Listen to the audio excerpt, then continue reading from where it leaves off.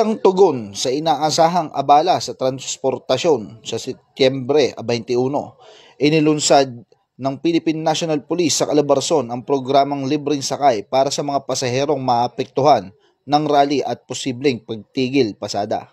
Ayon sa Police Regional Office 4A, ipapakalat ang mga mobile patrol units mula sa iba't ibang lungsod at munisipalidad sa rehiyon, kabilang ang Calamba, Batangas City, Antipolo, Lucena, Dasmariñas at iba pa.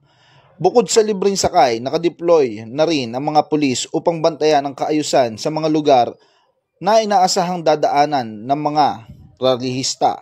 Paalala naman ng PNP, bukas ang kanilang mga istasyon para sa mga nangangailangan ng tulong o impormasyon tungkol sa mga libreng sakay. Patuloy din ang panawagan para sa mapayapang kilos protesta. Mula dito sa Calabarzon, ako po ang inyong Police News Network Correspondent, Patrolman Joshua Cruz, alagad ng batas, tagataguyod ng balitang pulis.